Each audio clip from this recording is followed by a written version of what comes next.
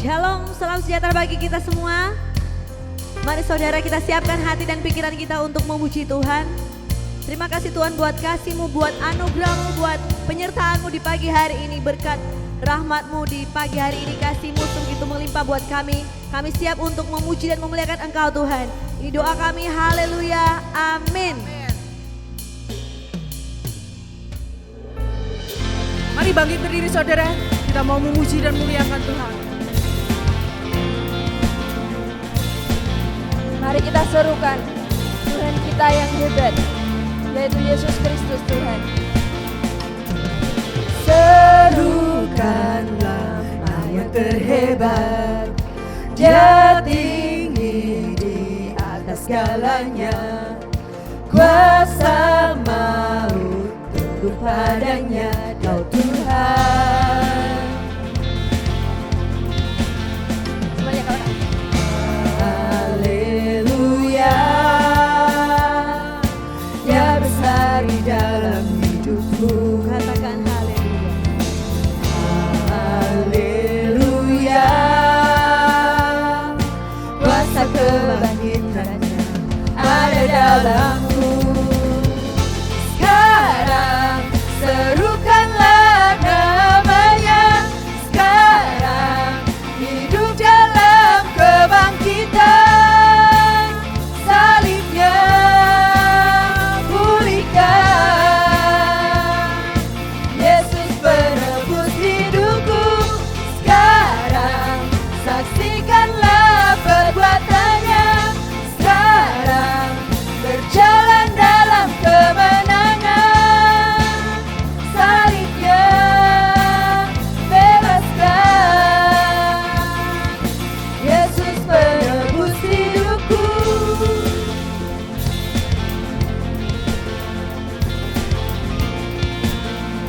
Mari katakan sama-sama.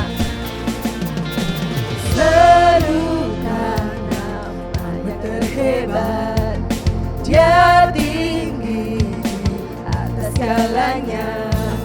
Kuasa maut padanya, Dia Tuhan.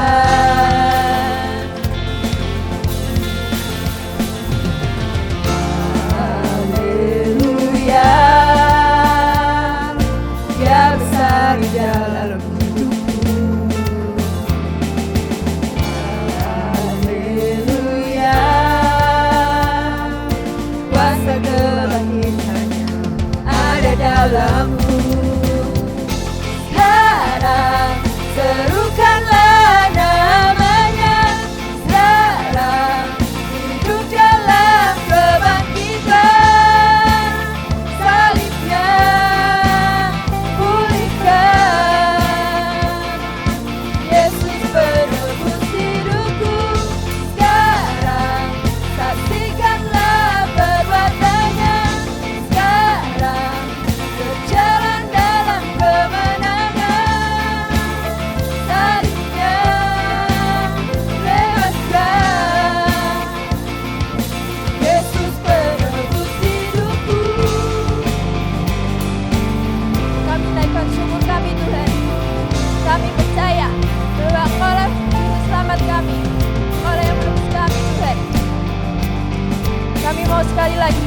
bersuara.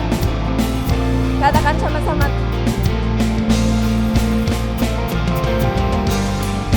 Penebusku, pembebasku, Juru Selamat, Yesus Tuhan.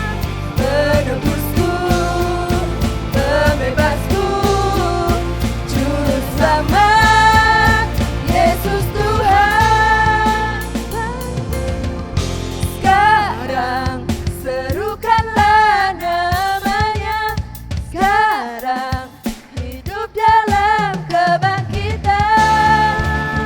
Salibnya pulihkan.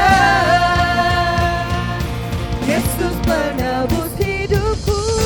Sekarang serukanlah namanya.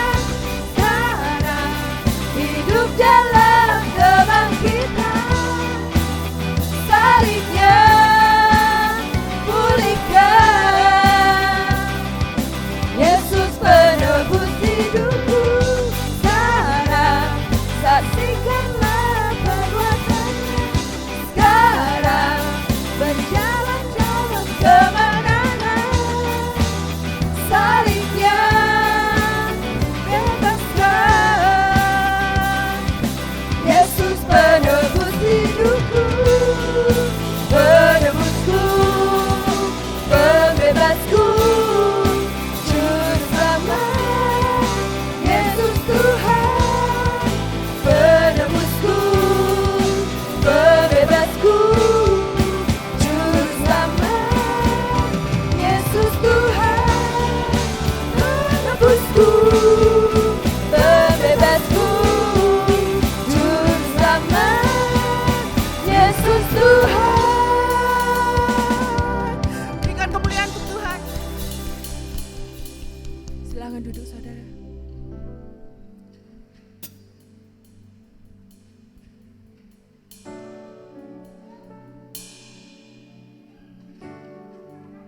Terima kasih Tuhan. Engkaulah penebus kami. Engkau pembebas kami Tuhan. Kami ada di dalam tangan-Mu Tuhan. Terima kasih Yesus.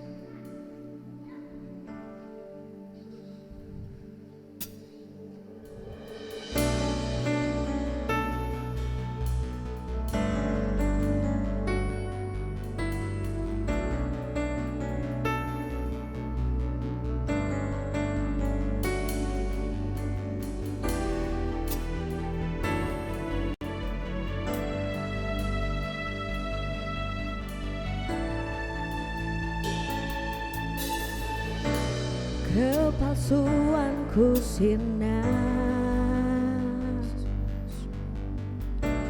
kelemahanku hilang, hati yang keras Kau gantikan dengan kelembutan kasih-Mu. Kasih semula Kau bangkitkan, menyala di hatiku. Hadirat-Mu,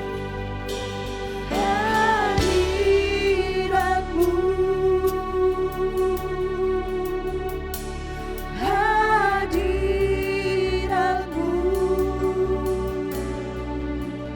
tempat terindah bagiku,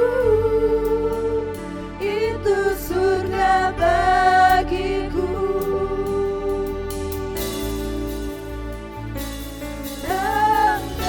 Tenggelamku di dalam-Mu, biarlah hidupku bagi-Mu sebagai korban yang harum dan menyenangkan-Mu.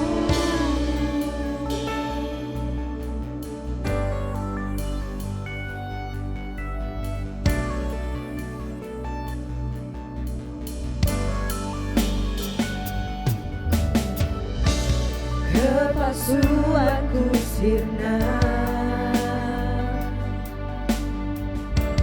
kelemahanku hilang, hati yang keras kau gantikan dengan kelembutan kasih-Mu. Kasih semula kau bangkitkan, menyala di hatiku. Hadirat-Mu, hadirat-Mu Tuhan, hadirat-Mu tempat terindah bagi kami Tuhan, tempat terindah bagi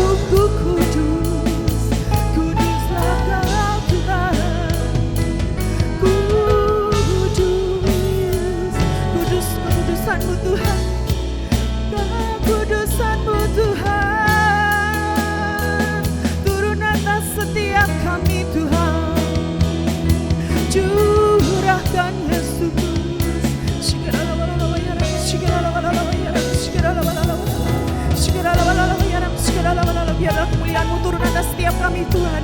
Biarlah kekudusan-Mu Tuhan turun atas setiap kami. Biarlah Kau yang sucikan, kuduskan setiap pikiran kami, hati kami Tuhan, setiap kaki, tangan kami Tuhan, seluruh tubuh, jiwa, roh kami Tuhan kudus di dalam nama Yesus. Bawa kami masuk di dalam hadirat-Mu, bawa kami masuk di dalam hadirat-Mu, di dalam kekudusan-Mu lebih lagi Tuhan.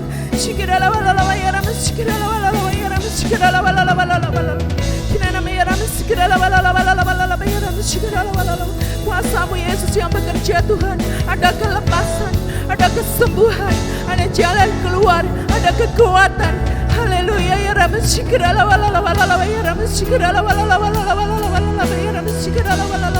Roh yang cintakan Kau Tuhan kembali tumbuh di dalam nama Yesus.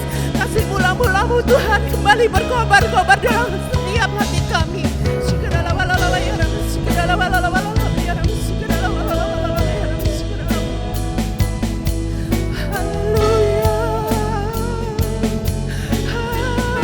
haleluya, kudus ya Allah.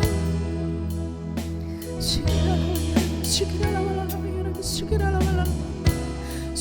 ya Rabbi, syukurlah. Hati yang keras Tuhan, kalau Roh Kudus bekerja melembutkan. Kirana syukurlah ya Rabbi, syukurlah Yesus Tuhan.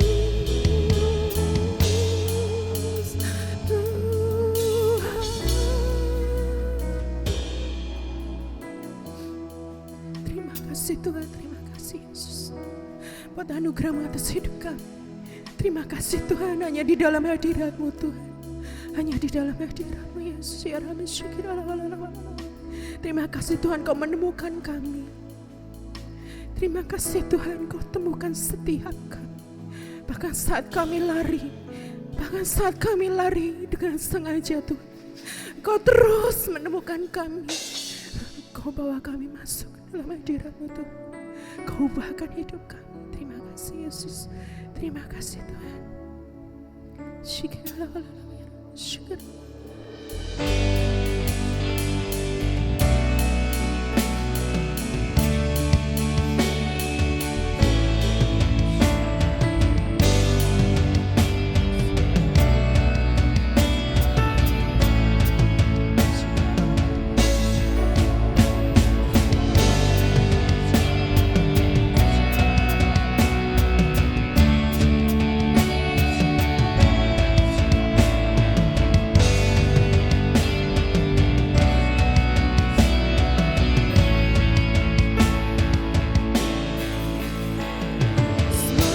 Jadi dalam hidupku takkan luput dari kasih-Mu Kau besertaku.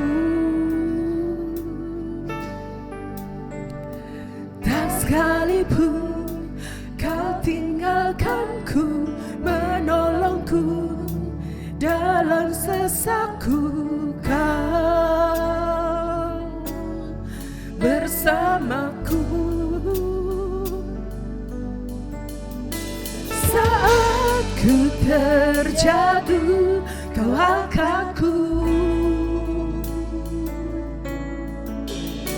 Saat Kau hampiri, ku terkagum.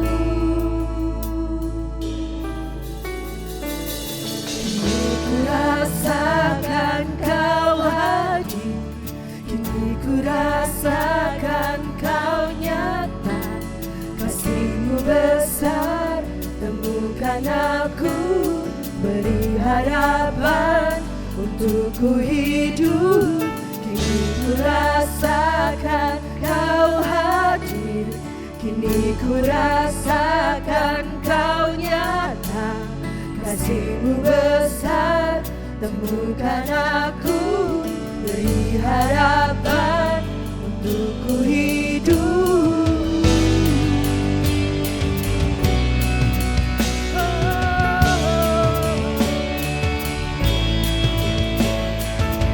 Tak pernah Kau tinggalkanku.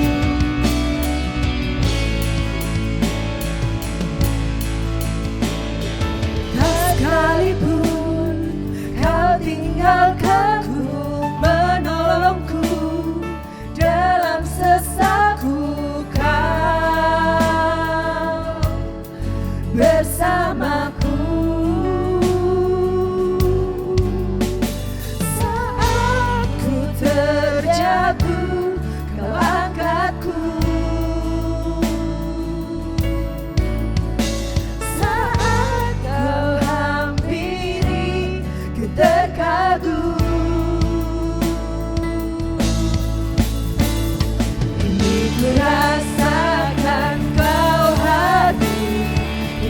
ku rasakan kau nyata, kasih-Mu besar temukan aku, beri harapan untukku hidup.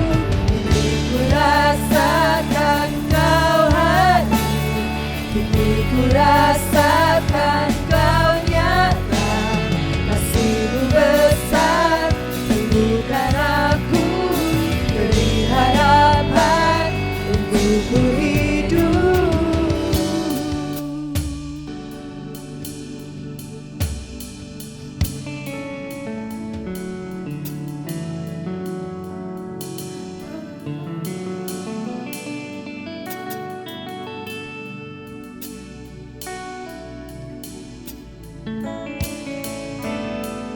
Kau temukanku,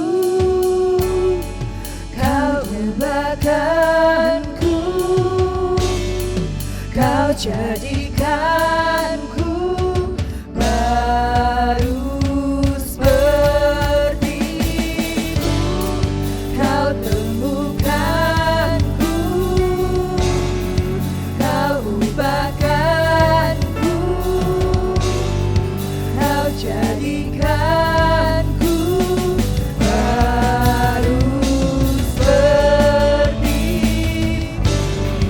Kau temukan, kau temukanku, kau ubahkan, kau ubahkanku, kau jadikan, kau ubahkan, baru jadi seperti-Mu. Ku rasakan kau hadir, ku rasakan kau nyata, kasih-Mu besar temukan aku, beri harapan untukku hidup. Kini ku rasakan kau hadir, kini ku rasakan kau nyata, kasih-Mu besar temukan aku, beri harapan untukku hidup. Kau temukanku, kau ubahkanku, kau jadikanku baru seperti-Mu. Kau temukanku, kau ubahkanku,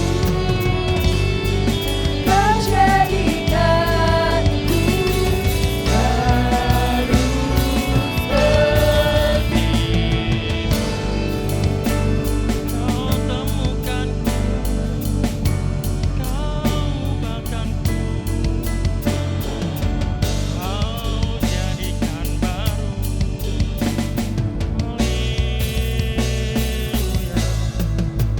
Syukur bagimu Yesus, Engkau mengubahkan kami.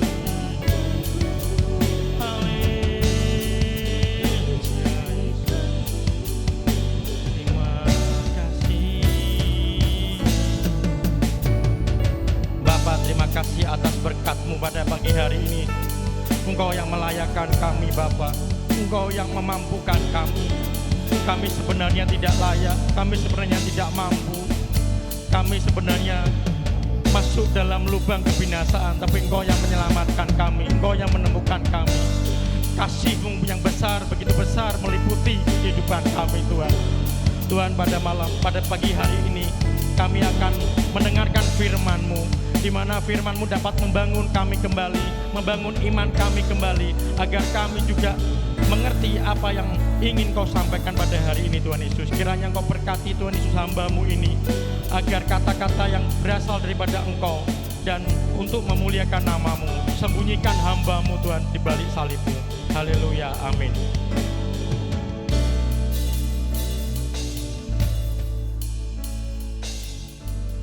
Pagi semua, amin. Hari ini pembahasannya kita tentang iman yang menyelamatkan. membawa keselamatan. Ini agak berat, tapi semoga Roh Kudus yang bekerja dari untuk kita untuk mudah mengerti. Yang pertama kita akan bahas tentang iman. Kita baca Ibrani 11 ayat 1 sampai 3. Ayat 1, iman adalah dasar dari segala sesuatu yang kita harapkan dan bukti dari segala sesuatu yang tidak kita lihat. Ayat 2, sebab oleh imanlah telah diberikan kesaksian kepada nenek moyang kita. Ayat 3, karena iman kita mengerti bahwa alam semesta telah dijadikan oleh firman Allah, sehingga apa yang kita lihat telah terjadi dari apa yang tidak dapat kita lihat.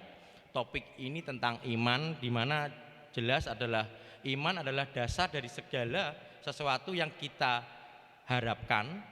Kadang kita hidup pasti punya harapan, dan segala sesuatu yang bukti dari yang kita tidak lihat. Jadi agak berat, karena di dunia itu rata-rata kita percaya atau yakin dari yang kita lihat. Sedangkan iman di sini kita harus yakin dari segala sesuatu yang tidak kita lihat. Ada kisah menarik, yaitu seorang wanita. Saya entah kenapa sangat tertarik untuk membahas ini di hari ini, yaitu wanita ini mungkin yang agak asing bagi kita semua, tapi kalau yang sering dengar sudah pasti tahu gitu sih. Wanita ini adalah namanya Rahab. Jadi di Ibrani 11 itu ada saksi-saksi iman. Saksi-saksi iman itu pahlawan iman, di mana ada pria dan wanita dari Perjanjian Lama yang Tuhan ya bisa sebagai teladan kita, di mana itu contoh yang orang yang beriman. Jadi ada kandidat, tapi ada suatu kandidat yang tidak logika bagi kita orang dunia, karena ada seorang wanita yang bernama Rahab, yaitu perempuan sundal, atau bahasa kitanya itu wanita pelacur. Dia masuk dalam pahlawan iman. Rahab ini seorang Kanaan, bukan orang Yahudi, bukan orang Israel, dan latar belakang orang Kanaan itu adalah penyembah berhala. Jadi secara latar belakang itu sudah bukan orang Yahudi, dia penyembah berhala. Yang paling buruk adalah dia perempuan sundal atau pelacur. Agak kasar, tapi memang realita. Di Alkitab juga mengatakan adalah perempuan sundal. Mengapa Allah tidak bisa mengatakan Rahab lebih halus, dalam arti kenapa harus diberitahukan pekerjaannya seorang perempuan sundal? Kenapa bisa dihaluskan misalkan wanita penghibur? Tapi Rahab ini di Ibrani 11 disejajarkan sama Habel, Nuh, Abraham, Ishak, Yakub, Musa. Berarti tokoh-tokoh yang memang luar biasa di Perjanjian Lama. Tapi kenapa kok ada wanita Rahab perempuan sundal? Alkitab selalu jujur. Kita baca Ibrani 11 ayat 31. Karena iman, maka Rahab perempuan sundal itu tidak turut binasa bersama-sama dengan orang-orang durhaka, karena ia telah menyambut pengintai-pengintai itu dengan baik. Di sini jelas dikatakan, karena iman, maka Rahab perempuan sundal itu tidak turut binasa. Lagi-lagi pekerjaannya disebutkan lagi, perempuan sundal. Seorang perempuan sundal masuk dalam museum iman. Seorang perempuan sundal masuk dalam pahlawan iman. Luar biasa contoh ibaratnya dari Alkitab ini. Kita akan tarik lagi ke belakang, ke Perjanjian Lama. Kita belajar dari kisahnya Rahab. Kitab Yosua pasal 2. Di situ kita menemukan juga wanita bernama Rahab. Kita flashback lagi. Yosua itu generasi tanpa pengalaman. Di mana Musa meninggal, Yosua memimpin menggantikan Musa. Musa tahu tuh, tapi yang membawa bangsa Israel keluar dari Mesir, yang bangsa Israel full mengeluh. Ya, Yosua ini sedang mengikuti pertempuran, di mana pertempuran di kota Yeriko. Kota Yeriko juga terkenal, ada tembok yang mengelilingi kota tersebut. dan itu dikelilingi baru nanti runtuh. Ya, Rahab tinggal di kota Yeriko. Yosua itu untuk mau menumpas Yeriko, dia mengirim 2 pengintai. Ya, sebelum mengambil alih negeri itu dengan kekuatan supranaturalnya Allah, di mana nanti akan roboh cuma dengan dikelilingi saja. Kita baca Yosua 2 ayat 15, rumahnya Rahab itu seperti itu. Berarti tembok Yeriko persis rumahnya di atasnya. Seorang perempuan yang sundal. Oke, kemudian perempuan itu menurunkan mereka dengan tali melalui jendela, sebab rumahnya itu letaknya pada tembok kota, jadi pada tembok itulah ia diam. Saya akan baca dari awal kita, Yosua 2 ayat 1 sampai 5. Ayat 1, Yosua bin Nun dengan diam-diam melepas dari Sitim. Sitim ini seberang dari Sungai Yordan. Kalau dari peta itu dia agak di gunung, nanti ada Sungai Yordan, habis itu baru ke Yeriko. Pergilah amat-amatilah negeri itu dan kota Yeriko, maka pergilah mereka dan sampailah mereka ke rumah seorang perempuan sundal yang bernama Rahab, lalu tidur di situ. Ayat 2, kemudian diberitahukanlah kepada Raja Yeriko demikian, tadi malam ada orang datang kemari dari orang Israel untuk menyelidiki negeri ini. Ayat 3, maka Raja Yeriko menyuruh orang kepada Rahab mengatakan, bawalah keluar orang-orang yang datang kepadamu itu, yang telah masuk ke dalam rumahmu, sebab mereka datang untuk menyelidik seluruh negeri ini. Tetapi perempuan itu telah membawa dan menyembunyikan kedua orang itu. Berkatalah ia, memang orang-orang itu telah datang kepadaku, tetapi aku tidak tahu dari mana mereka. Ayat 5, dan ketika pintu gerbang hendak ditutup menjelang malam, maka keluarlah orang-orang itu. Aku tidak tahu kemana orang-orang itu pergi. Segeralah kejar mereka, tentulah kamu dapat menyusul mereka. Jadi karena sebelum ke Yeriko ini itu Yosua memimpin menumpas Raja Amori itu dengan dahsyat, dan sebelumnya itu bangsa Yeriko, kota Yeriko ini adalah bangsa Kanaan, yaitu sudah dengar bahwa melewati laut Teberau itu juga bangsa Israel itu sudah terkenal, maka mereka takut sebenarnya, gemetar, takut kalau saya juga ditumpas.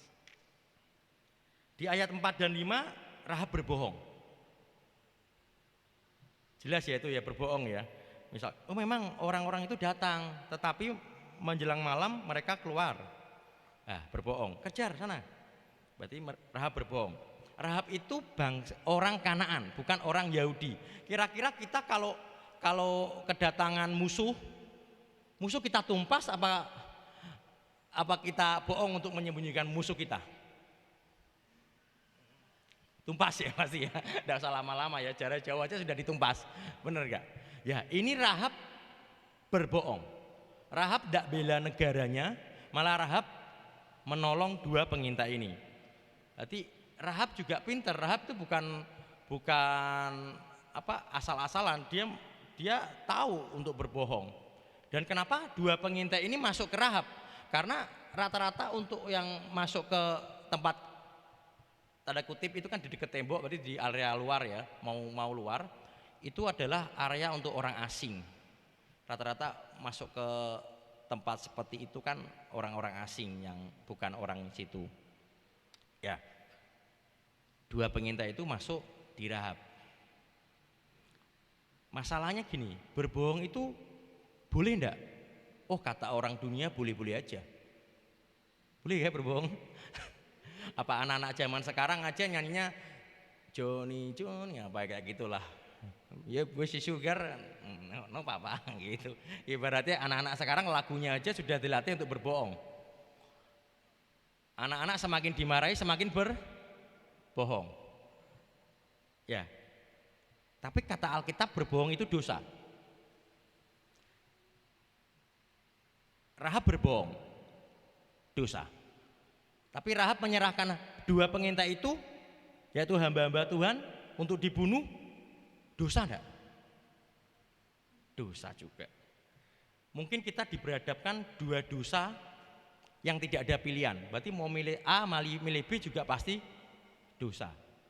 Rahab juga sama, tapi Rahab memilih untuk yang membawa kemuliaan bagi Allah, di mana malah Rahab memutuskan untuk melindungi dua pengintai tersebut. Dan karena perbuatannya itu, Rahab akhirnya masuk dalam Ibrani 11 tadi, pahlawan iman. Kita lanjut. Kenapa sih kok Rahab sampai berani berbohong? Dia pasti punya suatu keputusan atau suatu kepercayaan yang membuat saya harus melindungi dua pengintai ini. Yosua 2 ayat 9 sampai 11.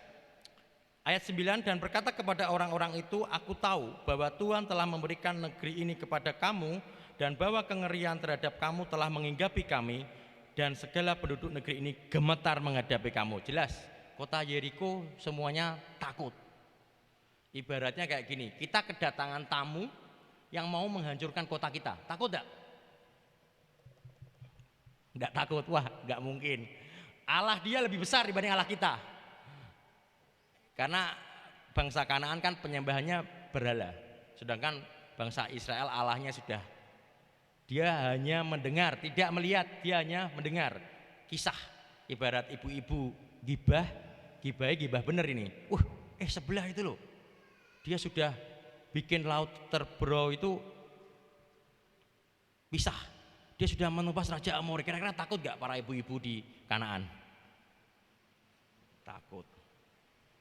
Ayat 10, sebab kami mendengar bahwa Tuhan telah mengeringkan air laut terberau di depan kamu ketika kamu berjalan keluar dari Mesir, dan apa yang kamu lakukan kepada kedua raja orang Amori yang di seberang sungai Yordan itu, yakni kepada Sihon dan Og, yang telah kamu tumpas.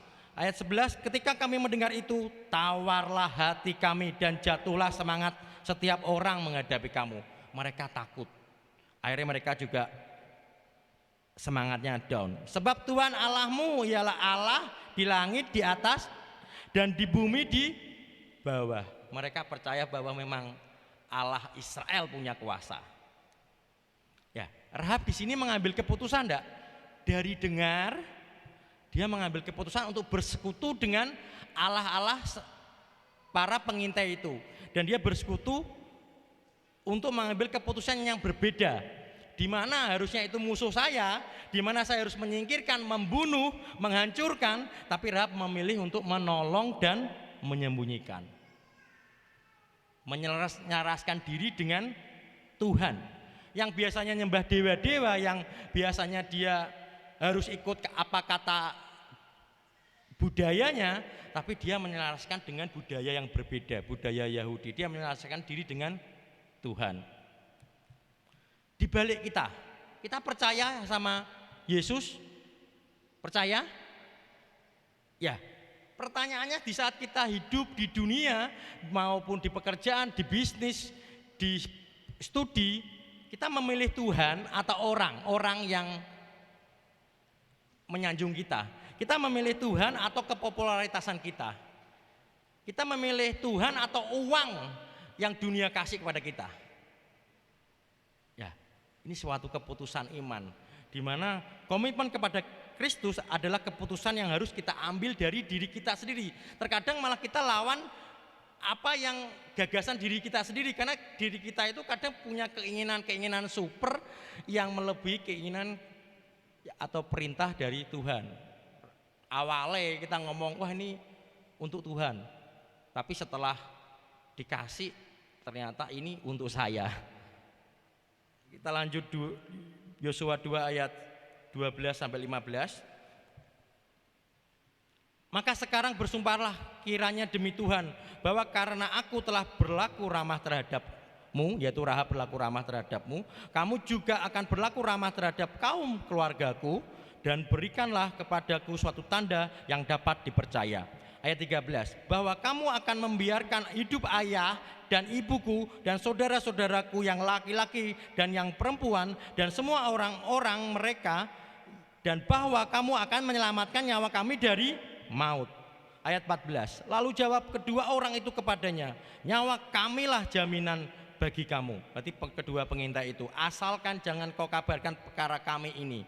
Apabila Tuhan nanti memberikan negeri ini kepada kami, maka kami akan menunjukkan terima kasih dan setia kami kepadamu. Ayat 15 tadi yang di rumah. Kemudian perempuan itu menurunkan mereka dengan tali melalui jendela, sebab rumahnya itu letaknya pada tembok kota, jadi pada tembok itulah ia diam. Ya, di sini muncul setelah kita percaya, kita membuat suatu keputusan iman, muncullah suatu kesepakatan. Dalam bahasa Ibrani namanya hesed, yaitu adalah kasih Allah yang setia, penuh perjanjian dan meliputi. Firman perjanjian Allah tentang bagaimana Dia akan melindungi umatnya. Jadi sebaiknya kita itu melakukan kesepakatan dulu baru beriman, atau beriman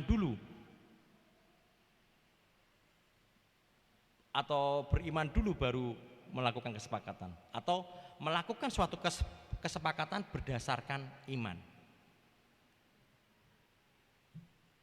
Rahab jelas benar, dengar keputusan beriman, percaya keputusan untuk beriman, dan dia baru melakukan kesepakatan. Kesepakatan yang salah adalah, ini juga dulu sering saya lakukan, Tuhan lakukan ini, maka aku akan melakukan ini. Atau bahasa rohaninya gini, Tuhan tunjukkan ini, Tuhan berikan aku bukti ini, nanti aku mau melakukan ini. Sering enggak gitu kita? Tuhan berkati saya dengan uang, nanti saya akan sukses. Tuhan berkati saya di usaha saya yang baru ini, Tuhan berkati saya di pekerjaan saya yang baru ini, maka saya akan mewakilimu Tuhan di pekerjaan atau usaha baru ini. Tuhan, saya berkati Tuhan, bla bla bla bla bla bla, kemudian saya akan melakukannya Tuhan. Ini kesepakatan yang salah. Berarti ada maunya lah bahasanya. Ya, pilihlah iman harus mendalui kesepakatan.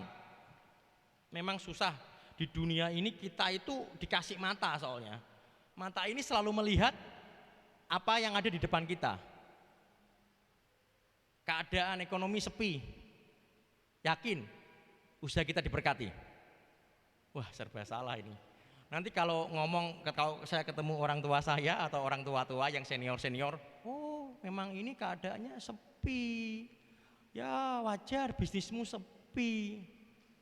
Wah, ini berarti kita lihat dengan mata, sedangkan Tuhan ingin kita melihat kepadanya tanpa melihat sebelum Dia memberikan kita sesuatu. Percaya nggak sama Tuhan kalau Tuhan belum kasih ke kita? Wah, susah ini, memang susah. Saya kemarin ini sharing, saya lihat Simon jadi keingetan. Waktu Maret saya ingat saya berbicara dengan Pak Asmoro, saya aja nggak yakin kalau bisa menyelesaikan S2 saya. Mama saya juga tahu, mungkin mama saya lebih beriman dibanding saya, karena mama saya pengen saya lulus S2, saya malah tidak ada iman.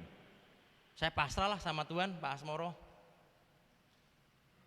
Tapi ternyata Tuhan kasih jalan, walaupun ya tidak cepat, targetnya saya Juni-Juli, ternyata saya lulusnya di baru-baru bulan ini, bulan Oktober. Tapi kita diajarkan, dimanapun masalah kita, Tuhan ingin melihat kita sebelum Tuhan memberi. Tapi kita jalani enggak? Ya kalau saya itu enggak mau lah, saya enggak mau berbuat lah, ya enggak akan terjadi kelulusan juga. Ya cuma iman-iman tok, cuma doa-doa tok, tapi kalau saya enggak berbuat ya enggak akan terjadi. Tanpa iman mustahil juga untuk kita menyenangkan Tuhan. Hidup dengan iman tidak dibatasi dengan apa yang kita lihat. Jadi Tuhan ingin kita itu mengambil langkah iman tanpa melihat bagaimana Dia melakukan apapun yang Dia lakukan selanjutnya. Tuhan gak butuh kita tuh melihat apa yang Tuhan ingin lakukan. Tuhan cuma butuh kita itu, kita beriman gak sama Tuhan, kita percaya gak sama Tuhan, kita berbuat gak untuk Tuhan. atau kita berbuat untuk diri kita sendiri. Jadi memang susah. Kalau kita mengandalkan penglihatan kita, kita tidak bisa hidup dengan iman. Berarti hidup dengan iman kita pakai penglihatan dari Tuhan. Masalahnya nggak kelihatan, Mas Agung. Seperti kata anak Yud kemarin, kita mau dapat mahkota kehidupan, tapi masalahnya itu nanti, Mas Agung. Jadi ibaratnya, tapi kalau kita ngomong itu nanti, ya besok saya nggak mengerjakan taat melakukan kebenaran, kira-kira kita bisa nggak dapat mahkota kehidupan? Cuma ngomong iman kasih karunia, habis itu kita nggak melakukan dan taat untuk melakukan kebenaran yang Tuhan perintahkan, kita bisa nggak dapat mahkota kebenaran? Walaupun itu belum kita lihat di mata kita. Jadi kita kalau melihat akan membatasi tangan Allah dalam pekerjaannya supranatural. Kita akan lihat Yosua 2 ayat 18, ini luar biasa, saya juga baru mengerti ternyata dalam artinya. Sesungguhnya apabila kami memasuki negeri ini, haruslah tali dari benang kirmisi ini kau ikatkan pada jendela tempat engkau menurunkan kami. Dan ayahmu serta ibumu, saudara-saudaramu serta seluruh kaum keluargamu kau kumpulkan di rumahmu. Ini memang saya pun juga masih dalam tahap beriman, dan saya mencoba untuk berbuat. Rahab luar biasa, karena iman Rahab seluruh keluarganya diselamatkan. Mungkin kita ada keluarga kita yang masih belum diselamatkan, mungkin atau berbeda keyakinan, malah yang dari awal penyembah berhala bisa terbukti diselamatkan sama Allah, cuma karena iman Rahab. Oke, kita tarik ke depan lagi ke Wahyu 20 ayat 11 sampai 15. Berarti perbedaan pengintai antara Rahab yang setia dengan orang Kanaan yang tidak taat, dalam arti orang Kanaan yang ingin membunuh pengintai itu, yang ingin menyingkirkan pengintai itu, terdapat pada penghakiman. Kita akan baca Wahyu 20 ayat 11 sampai 15. Lalu aku melihat suatu tahta putih yang besar, dan Dia yang duduk di atasnya, dari hadapannya lenyaplah bumi dan langit, dan tidak ditemukan lagi tempatnya. Ayat 12, dan aku melihat orang-orang mati besar dan kecil berdiri di depan tahta itu. Lalu dibuka semua kitab, dan dibuka juga sebuah kitab lain, yaitu kitab kehidupan. Dan orang-orang mati dihakimi menurut perbuatan mereka berdasarkan apa yang ada tertulis di dalam kitab-kitab itu. Ayat 13, maka laut menyerahkan orang-orang mati yang ada di dalamnya, dan maut dan kerajaan maut menyerahkan orang-orang mati yang ada di dalamnya, dan mereka dihakimi masing-masing menurut perbuatannya. 14, lalu maut dan kerajaan maut itu dilemparkanlah ke dalam lautan api. Itulah kematian yang kedua, lautan api. Ayat 15, dan setiap orang yang tidak ditemukan nama tertulis di dalam kitab kehidupan itu, ia dilemparkan ke dalam laut api itu. Kita mau berada di kitab kehidupan? Masih ada waktu. Masih ada waktu. Masalahnya kita juga seperti bangsa Kanaan, kita bukan orang Yahudi, kita bukan bangsa Israel asli. Kita milih seperti Rahab, atau kita menjadi orang Kanaan yang ingin menyingkirkan Allah-Allah orang-orang Israel. Masalahnya perbuatan kita dari ini sampai kita nanti dipanggil Tuhan itu akan tercatat di kitab kehidupan. Matinya bukan mati yang mati di dunia saja, tapi kita akan ada mati yang kedua, apakah kita dilempar ke lautan api atau kita bersama Yesus di surga. Menurut perbuatan kita. Berarti jangan menganggap remeh, atau kita jangan menganggap bahwa enggak apa-apalah, masih lama saya meninggalnya. Enggak apa-apalah, orang juga ngelakuin gitu kok. Enggak apa-apalah. Dunia gak kayak gini, Gung. Hidup di dunia seperti ini. Anak-anak youth kemarin ada curhat sama saya, Mas, saya itu sudah taat sama Tuhan, tapi dengan saya taat sama Tuhan, saya tidak mengikuti gaya hidup mereka yang tidak benar, saya malah dikucilkan. Gimana teman-teman? Bapak Ibu sekalian, anak muda aja sudah ngalami loh, dikucilkan. Saya tidak punya teman, saya pingin loh punya teman, tapi saya dikucilkan. Karena saya taat sama Tuhan. Lu kenapa saya taat sama Tuhan kok malah saya dikucilkan? Tapi ayat ini sudah jelas, kamu anak muda yang curhat itu akan masuk dalam kitab kehidupan karena sudah taat melalui perbuatan-perbuatannya dari saat ini. Kita flashback lagi ke belakang di Keluaran, darah domba di mana ada Israel sama Mesir. Kita baca Keluaran 12 ayat 7 dan 13. Ayat 7, kemudian dari darahnya haruslah diambil sedikit dan dibubuhkan kepada kedua tiang pintu dan pada ambang atas, pada rumah-rumah di mana orang memakannya. Ayat 13, dengan darah itu menjadi tanda bagimu pada rumah-rumah di mana kamu tinggal. Apabila aku melihat darah itu, maka aku akan lewat daripada kamu. Jadi tidak akan ada tulah kemusnahan di tengah-tengah kamu apabila aku menghukum tanah Mesir.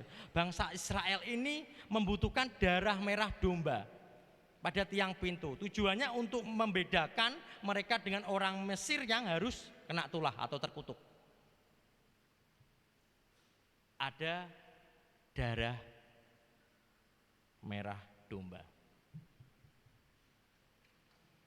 Jadi tali dari benang krimisi ini itu perjanjian keselamatan yang diberikan Tuhan kepada Rahab beserta orang seisi rumahnya. Mungkin kita itu ada satu keluarga biasanya gini, ada sesuatu keluarga, kan namanya keluarga kalau makan ya pasti kita ngobrol.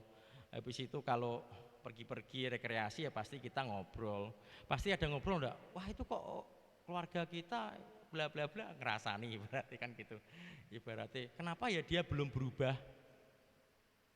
Orang yang punya iman akan ngomong gini, saya percaya Yesus akan mengubahkan dia. Tapi ada keluarga yang lain ngomong gini, wi raiso yo, wi watak.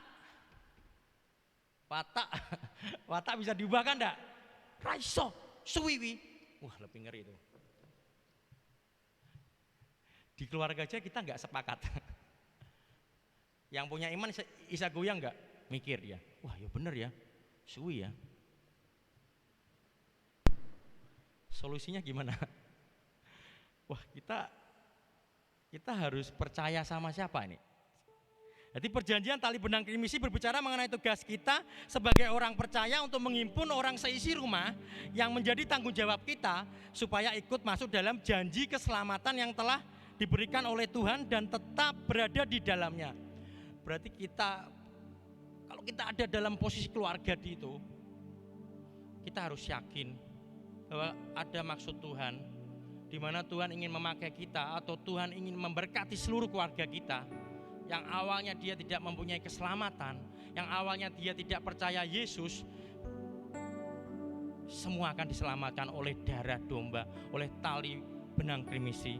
Seperti Lukas 22 ayat 20. Demikianlah juga dibuatnya dengan cawan sesudah makan. Ia berkata, cawan ini adalah perjanjian baru oleh darahku yang ditumpahkan bagi kamu. Tuhan Yesus sudah memberikan darahnya. Tuhan Yesus sudah memberikan darahnya untuk perjanjian baru bagi kita, di mana kita diselamatkan, bukan hanya kita, tapi keluarga kita juga akan diselamatkan. Bagi kita yang merasa bahwa keluarga kita itu belum selamat, keluarga kita belum mengenal Yesus, yakin dan percaya, kita harus beriman. Kita walaupun belum melihat, tapi kita harus mengatakan kata-kata firman, kata-kata profetik dari firman Tuhan, di mana saya percaya Tuhan yang mengubahkan, bukan saya. Saya tidak ada apa-apanya. Bukan Rahab, tapi Tuhanlah yang berkuasa. Bukan Rahab, karena wanita sundal aja bisa dipakai Tuhan, apalagi kita yang memiliki latar belakang lebih. Kita akan bahas cara meruntuhkan tembok Yeriko, yaitu Yosua 6 ayat 15 sampai 17. Tetapi pada hari yang ketujuh mereka bangun pagi-pagi ketika fajar menyising dan mengelilingi kota 7 kali dengan cara yang sama. Hanya pada hari itu mereka mengelilingi kota itu 7 kali. ayat 16, lalu pada ketujuh kalinya ketika para iman meniup sangkakala, berkatalah Yosua kepada bangsa itu, bersoraklah sebab Tuhan telah menyerahkan kota ini kepadamu, dan kota itu dengan segala isinya akan dikhususkan bagi Tuhan untuk dimusnahkan. Hanya Rahab perempuan sundal itu akan tetap hidup, dan ia dengan semua orang yang bersama-sama dengan dia dalam rumah itu, karena ia telah menyembunyikan orang suruhan yang kita suruh, selamat. Tuhan tidak hanya menyelamatkan Rahab sendiri, tapi Tuhan menyelamatkan hidup keluarganya. Bukan hanya di situ saja, Rahab yang dari orang Kanaan, Rahab dari perempuan sundal dibawa ke Israel. Yosua 6 ayat 23. Lalu masuklah kedua pengintai muda itu dan membawa keluar Rahab dan ayahnya, ibunya, saudara-saudaranya dan semua orang yang bersama-sama dengan dia, bahkan seluruh kaumnya, dibawa mereka keluar. Lalu mereka menunjukkan kepadanya tempat tinggal di luar perkemahan orang Israel. Apakah logika seorang pelacur masuk dalam keluarga Yahudi? Kita tarik lagi ke depan. Seorang pelacur bertemu seorang pria, yaitu Salmon dari Bethlehem, bapak dari Bethlehem. Kita baca 1 Tawarik 2 ayat 51, kita baca di rumah, yaitu adalah Salma kalau di perjanjian lama. Yaitu Salma itu membangun kota Bethlehem. Dia dari keluarga yang kaya. Kalau di FTV banyak mungkin seperti itu, tapi di Alkitab juga ada ternyata. Seorang wanita sampah masyarakat mendapatkan seorang laki-laki dari keluarga yang elit. Kita baca Matius 1 ayat 5. Salmon memperanakan Boas dari Rahab, akhirnya dia menikah. Boas meranakan Obed dari Rut, dan Obed meranakan Isai. Salmon ini pasti hatinya luas tak? Siapa orang kaya yang mau nikah sama pelacur? Siapa orang kaya yang mau menikah dengan bukan orang Israel? Kan budayanya luar biasa. Menikah dengan budaya orang penyembah berhala. Arti nama Salmon itu adalah baju luar, mantel atau jubah yang menutupi aib dan dosa dari kehidupan lama Rahab. Begitu juga Yesus Kristus telah menutupi dosa dan aib kita dengan kebenarannya. Lanjut lagi kita tarik Matius ini ke bawah. Isai itu memperanakan Daud, dan Daud adalah keturunan Yesus Kristus. Pelacur naik ke wanita kelas atas, masuk jadi mbah buyutnya Yesus Kristus. Tuhan tidak malu. Ini kabar baik bagi kita. Seorang pelacur naik menjadi wanita kelas atas dan menjadi nenek moyang Yesus Kristus. Kita baca Yakobus 2 ayat 21 sampai 26. Ini tentang iman tanpa perbuatan adalah mati, seperti istri saya terngiang-ngiang terus di dalam hidup saya. Kita baca ayat 21. Bukankah Abraham bapak kita dibenarkan karena perbuatan-perbuatannya ketika ia mempersembahkan Ishak anaknya di atas mezbah? Ayat 22. Kamu lihat bahwa iman bekerjasama dengan perbuatan-perbuatan, dan oleh perbuatan-perbuatan itu iman menjadi sempurna. Ayat 23. Dengan jalan demikian genaplah nas yang mengatakan, lalu percayalah Abraham kepada Allah, maka Allah memperhitungkan hal itu kepadanya sebagai kebenaran. Karena itu Abraham disebut sahabat Allah. Ayat 24, jadilah kamu lihat bahwa manusia dibenarkan karena perbuatan-perbuatannya dan bukan hanya karena iman. Ayat 25, dan bukankah demikian juga Rahab pelacur itu dibenarkan karena perbuatan-perbuatannya ketika ia menyembunyikan orang-orang yang disuruh itu di dalam rumahnya, lalu menolong mereka lolos melalui jalan yang lain. Sebab seperti tubuh tanpa roh adalah mati, demikian jugalah iman tanpa perbuatan-perbuatan adalah mati. Iman tanpa perbuatan adalah mati. Rahab dibenarkan juga karena perbuatannya. Memang betul, iman itu tidak bisa cuma kata-kata. Iman itu tidak bisa cuma doa-doa saja. Kita harus bertindak. Tapi bertindaknya secara Allah apa secara kita. Kalau kita bertindak dengan perbuatan kita akan menuju pada buntu. Kita akan menuju pada masuk ke perangkat lubang-lubangan yang kita akan susah untuk keluar apabila kita ingin keluar dengan diri kita sendiri. Mungkin kita ada masalah keuangan, kita beriman bahwa hutang saya akan lunas. Kita beriman, doa. Tapi kita lakukan juga perbuatan-perbuatan. Tapi masalahnya perbuatan-perbuatan kita itu apa yang Tuhan katakan atau apa yang kita katakan. Masalahnya kalau yang kita katakan, kita akan berusaha dengan pola pikir kita akan berusaha mencari cara jalan keluar, akhirnya kita dikejar-kejar hutang. Ataupun lain. Jadi mereka dibenarkan bukan karena iman, namun juga karena perbuatannya. Pembenaran melalui perbuatan adalah ketika kita bertindak berdasarkan iman yang membebaskan Allah untuk bekerja dalam kehidupan kita. Berarti kalau kita mau iman tanpa perbuatan, kita harus beriman sama Allah dan kita juga membebaskan Allah untuk berbuat di kehidupan kita. Kita harus berserah pada Allah dan perbuatan-perbuatan kita juga harus selaras dengan Allah. Saya diidentifikasi oleh Yesus Kristus, maka saya membuat pilihan, saya menentang kepopularitasan. Jadi perbuatan saya ini saya enggak untuk popularitasan saya. Jadi perbuatan saya ini bukan dari gagasan saya sendiri. Jadi apa yang saya perbuat ini bukan untuk orang yang inginkan, tapi ataupun dunia yang tawarkan, tapi ini karena saya diidentifikasi oleh Yesus Kristus. Saat kita tidak bisa melihat, biarkan Tuhan yang melihat iman kita. Dan kemudian kita melihat Tuhan bekerja atas hidup kita. Tindakan kita harus disertai dengan iman. Jadi kalau tidak ada berserah sama Tuhan juga sama aja. Orang dunia juga lakukan. Kalau iman tidak bergerak juga mati. Saya belajar banyak juga sama teman saya.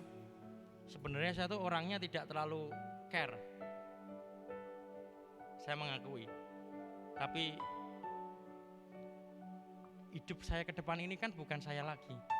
Belajar. Tuhan yang kuatkan. Jadi kalau kita hidup iman dan kita harus berbuat dengan kebenaran, kita harus pakai telinga kita harus pakai mata kita. Misalkan ada orang membutuhkan, kita bisa tolong. Kalau misalkan nanti ini di keluarga saya ini ada yang meninggal dari mama saya, kita harus datang ke rumah duka, walaupun cuma kita datang untuk menyapa atau senyum sebentar, tapi itu merupakan suatu tindakan bahwa kita melakukan penghiburan agar mereka mengingat bahwa Tuhan menghibur juga. Mungkin sekarang masih ada rahab-rahab yang mengatakan kepada kita, Tuhan akan membalikan keadaanmu. Mungkin dulu kita punya masa lalu yang salah kaprah, akhirnya kita terperangkap dalam jebakan, dan akhirnya kita kotor dan malah hancur. Tapi pilihlah dia dengan iman dan berbuatlah sesuai dengan perintah Tuhan. Tuhan akan membebaskan kita, menyelamatkan kita dari reputasi negatif dan dampak dari keputusan masa lalu yang kita salah. Kita pada hari ini tidak lagi menjuntai tali merah dari jendela pintu kita. Tapi kita percaya tetesan merah darah Yesus yang telah menyelamatkan hidup kita. Kita tidak bersiap-siap menanti pasukan Ibrani untuk menyerang kita, tapi kita sedang hidup, mata kita tertuju pada kedatangan Yesus untuk yang kedua kalinya. Tuhan tidak memilih orang yang mampu, tapi Tuhan memampukan orang yang Dia pilih. Kesimpulannya, percaya, mengambil keputusan iman yang membawa keselamatan, lalu kita berbuat taat, melakukan kebenaran untuk Allah. Saya dapat dari teolog-teolog lama luar biasa, dari C.S. Lewis. Iman adalah tanda kita tidak puas dengan dunia ini dan merindukan sesuatu yang lebih besar.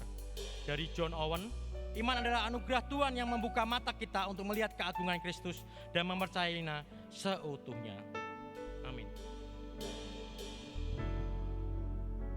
Mari kita memuji, karena yang menemukan bukan kita, yang menemukan jelas Tuhan. Yang mengubahkan bukan kita, yang mengubahkan adalah Tuhan. Kita dijadikan baru seperti Dia. Semua terjadi dalam hidupku.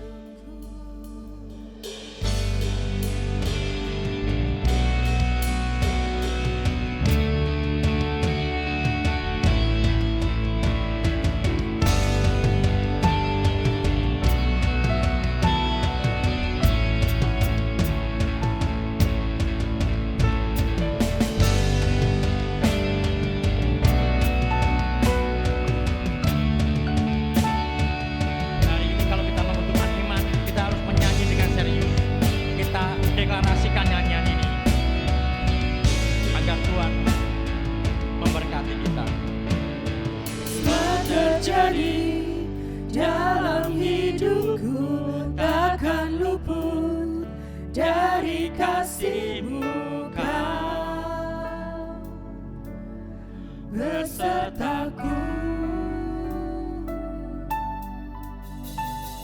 tak sekalipun Kau tinggalkanku, menolongku dalam sesakku.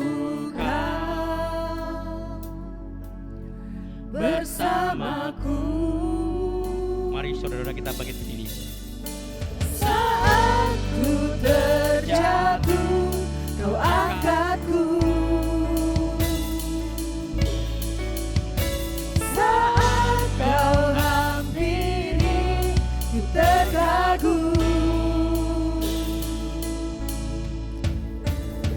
Kini ku rasakan Kau hadir, kini ku rasakan Kau nyata.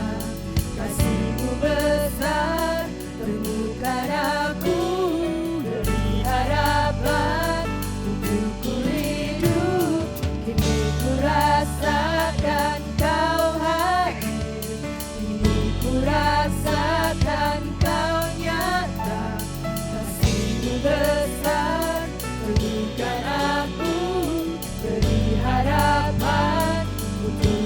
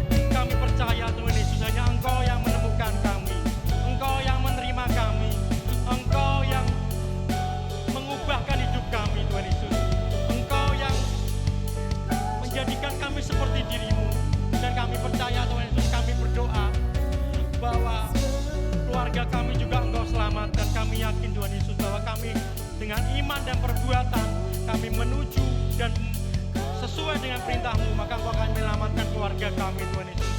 Kami berdoa bagi keluarga-keluarga kami di mana yang belum mengenal Engkau, bahwa mungkin mustahil apa kata dunia, mungkin mereka juga mencemooh melihat kami karena kami belum ada apa-apanya, karena kami secara perbuatan kami tidak ada apa-apanya, tapi kami memiliki iman. Kami percaya kepada Engkau, kami memiliki iman di mana Engkau ada dalam hidup kami. Engkau yang mengidentifikasi hidup kami. Apa yang kami lakukan, apa yang kami perbuat ke depannya hanya untuk memuliakan nama-Mu. Hanya kami berserah kepada-Mu Tuhan. Kami yakin Tuhan Yesus tantangan ke depannya masih banyak. Baik di gereja ini, baik dari pelayanan, baik di usaha kami, baik dari studi kami. Kami memiliki tantangan-tantangan. Kami percaya Tuhan Yesus, kami belum melihat, kami belum menerima, tapi Engkau ada dalam hidup kami. Engkau yang menyertai kami, Engkau yang menuntun langkah kami. Kami langkah dengan iman. Kami walaupun pelan-pelan, walaupun kata dunia kamu lambat, kamu tidak bisa, kamu tidak berguna, tapi kami yakin bahwa Engkaulah Tuhan yang mengerti kami. Engkaulah Tuhan yang menemukan kami dengan kasih yang besar, dengan kasih-Mu yang besar Tuhan Yesus. Kami diberkati bukan untuk diri kami diberkati bukan untuk popularitasan kami diberkati Tuhan untuk memenangkan sesuatu, tapi kami diberkati untuk nama-Mu dipermuliakan Tuhan, bukan nama kami pribadi lagi Tuhan.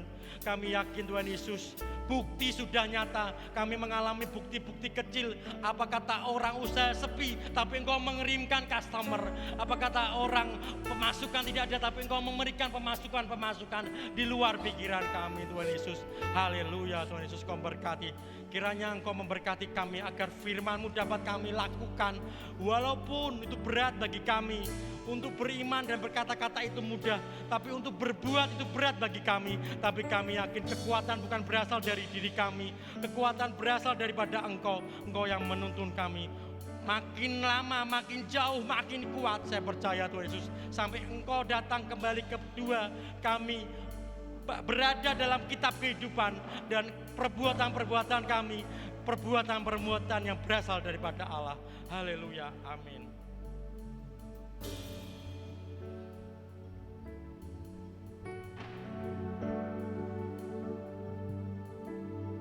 Bapak jemaat-Mu hendak mengucap syukur dalam bentuk persembahan. Engkau menguduskan apa yang sudah kami persiapkan, apa yang sudah kami dengar dimeteraikan dalam hati kami. Engkau memberkati hamba-Mu yang sudah dengan taat memenuhi panggilan yang berasal daripada Roh Kudus. Berkati hamba-Mu, berkati hidupnya, berkati kesehatannya, berkati hikmat dan pendidikan yang berasal daripada-Mu. Berkati pula seluruh keluarganya. Izinkan kami untuk mengumpulkan ini di dalam nama Tuhan Yesus. Kini ku rasakan Kau hadir, kini ku rasakan Kau nyata. Kasih-Mu besar temukan aku, beri harapan untuk ku hidup. Kini ku rasakan Kau hadir, kini ku rasakan Kau nyata. Kasih-Mu besar temukan aku, beri harapan untuk ku hidup.